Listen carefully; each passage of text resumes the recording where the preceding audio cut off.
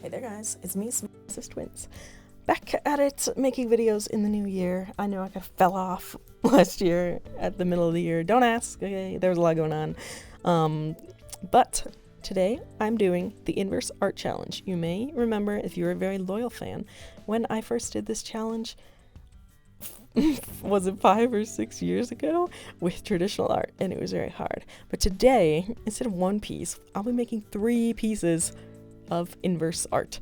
You will notice the logo in the corner. I've switched to drawing on the iPad, and I've been using Ibis Paint, IBIS Paint, and it has a little watermark, but it automatically records the speed paint, which was kind of awesome. So we'll see if I end up paying to remove the watermark. That's how you know we made it. So this is my warm-up. I decided to start with a rainbow. On Ibis Paint, I don't know, I gotta decide what I'm gonna call it. They have a little color wheel, so you can look at where the colors are on the wheel, and I was like, okay, I'll aim for the opposite color. But then you also have to like pick out the right shade and stuff, so I figured a rainbow would be the easiest thing to start out with and use as a guide, because my goal was that with each piece I would improve and I would become better, but we'll see if you actually think that happened. The inverse rainbow, man, it looks so ugly, and I literally don't know why the like blue and purple looks so radically different than, well, by blue and purple I mean here orange and yellow. They look so radically different than the other colors in the rainbow in the way that the normal rainbow does not.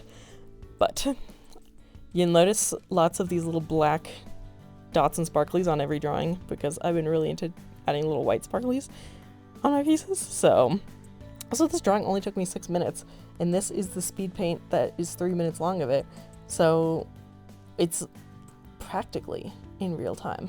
I've drawn a lot of rainbows recently because I'm trying to get into making zines in 2025. Oh my god, 2025. And I made one about rainbows, so I've been really into the rainbows lately. So there I am adding all these spots. You'll notice I tried to like add some depth into the blue orange sky. But it's pretty much done at this point, so you'll get to see what the inverse looks like. Also, I moved that cloud in front of the rainbow, and I didn't mean to do that, and it is annoying me. But, you know, we get what we get. Here's where I looked at it inverse for the first time. My goal was that if I looked at it inverse, I didn't go back and change things, but you'll see later that did not happen. So, as a reminder, here's what the inverse looks like. Here's the final. And then here's where I ended the speed paint, so we'll take one more look. This is what I drew, and then this is it inverted. I think it turned out really cute, so I'm actually pretty pleased with that one, especially as a first warm-up. Okay, and now we're getting into, you saw like a tiny spoiler, I didn't realize it was going to show the pictures at the beginning, but that's fine. We're getting into the second one, which I figured would be like a medium amount of difficulty, which is drawing my persona, so myself, because I draw that a lot and I feel like I have a good handle on it, but doing it opposite was way more challenging than I thought it was going to be. So I have a lot of like pink themes. This drawing and the next drawing both have a lot of pink themes. So then it ends up being a lot of green. The main thing I was struggling with was like in my brain, I could comprehend, and with the help of the color wheel, what the opposite color would be. But what I was struggling with was like the tones, like how light or how dark should it be, or how gray versus how saturated should it be, and it was not perfect. So on my shirt is a little drawing of L from Death Note. I don't know why in the inverse I really struggled with his hair, but he looks relatively fine. And then, I don't know, when I drew this face in inverse, I thought something was like horribly wrong with it, but actually I think that when you see it at the end, it looks kind of cute. The biggest failure on this piece, I think, is the eyebrows and the blush. The blush ends up being way too saturated, which you can kind of tell here. It like really stands out. And then the eyebrows, for some reason, I drew the eyebrows and then I drew the hair, and then I did not match the hair color to the eyebrows. I don't know why I did that. So they're 2 different colors, so it kind of stands out and looks weird. The eyebrows are way more like orange toned, but I also like, I couldn't draw my hair. Like, I don't know, it's like something about the inverted colors made me like forget everything that I normally did. Like, look at this, I'm adding all these little squirrely things. I don't know what was going on. It got a little crazy. Now here's where I add, so my hair is blonde with brown roots. So here's me adding the brown roots, which should be the same color as my eyebrows, and they are radically not. I even added a little darker brown in the middle. That's what I should have pulled for the eyebrows. I don't know why I didn't do that. Let's unpack here. Here I am doing the shading. Doing the inverse shading really messes with your brain because it's lighter. And then I'm going in, and my brain was not working at this point because I wanted the corners to be darker.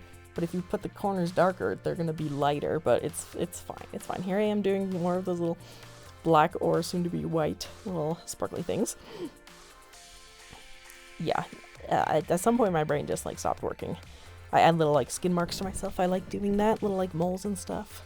But I think at this point I'm pretty much done. It's like more of just me doing like little fiddly things, and I have to like merge everything into a folder. So if you see things like appearing and disappearing, that's me merging it all, so that way then I can inverse the entire thing at once. Here's a little preview of how it looks inverted. I actually think it turned out really cute. Definitely you can tell the blush is weird and the eyebrows are weird, but I think the face is really cute. So there's what I drew, and then here's what it ended up being. I think the background is like really blindingly pink. Like normally I wouldn't use something quite that saturated, but okay, spoiler about this one. This is the one that I thought would be the hardest. I decided to draw fan art, and I drew Angel Dust from Hazbin Hotel, which in the grand scheme of things that are difficult to draw, naked Angel Dust is not, well, listen, it's not that hard because he's white, right? His body is just white, so that like takes out a lot of the guesswork, and then I didn't draw his clothes because I don't like drawing him with clothes. I'm like, you have a beautiful body. Anyway, the real flaw of this one is the eyes. The eyes turn out so awful that then I end up cheating because I couldn't stand them. So I cheated at the end. But anyway, man, you really have to like break your brain to try and do this. Also, the pose is like awful, and he's got little blobs for hands. I don't know. I was getting kind of tired at this point.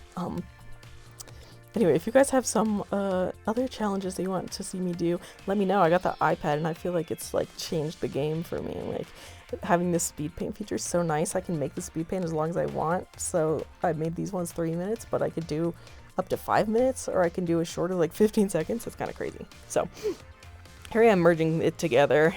There's that weird thing. In inverse, everything looks so ugly. Also, the background is supposed to be white. Like, I didn't just draw it on nothing. It's supposed to be white, so that way then it'll be black, and it looks like he's, like, floating in the void. With, like, a spiral in the background. I've been really into that. And there's me adding those dots again, but I made them, like, very slightly green, so that way they'll be very slightly pink, right? And then I lowered the opacity on them, which I did not do on the other ones.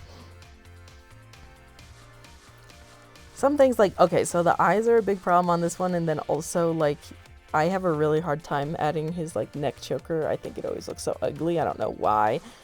So then I have to, like, remove it later, but... So I do, like, the first inverse check. Oh, man, it's so ugly. Why do the eyes look like that? Why is it so ugly? I literally don't know. And then I'm like, well, I don't want to cheat, so I should try and fix it in the inverse, and I'll make the blue, like, more blue so that way it'll be more yellow. And then it was still ugly. Like, there's something wrong with it. Like, I wanted him to look peaceful, and that's why he doesn't have a mouth, and he did not look peaceful because his eyes are bulging out. So then I ended up, look, here's me cheating. I'm drawing, like, his eyes and all these other things in the inverted. I'm a dirty cheater. Anyway, this was fun though. It really breaks your brain. It really makes you think about things differently. So I actually did really enjoy it, and I'd be interested to do more challenges like this. Like, maybe I could bring back the grayscale challenge. Could be fun. Anyway, I hope you guys enjoyed. Please leave a like, a comment, a subscribe, if you're feeling frisky. Anyway, here's the inverted angel, and then the real angel. Thank you guys so much for watching, and I'll see you next time. Bye!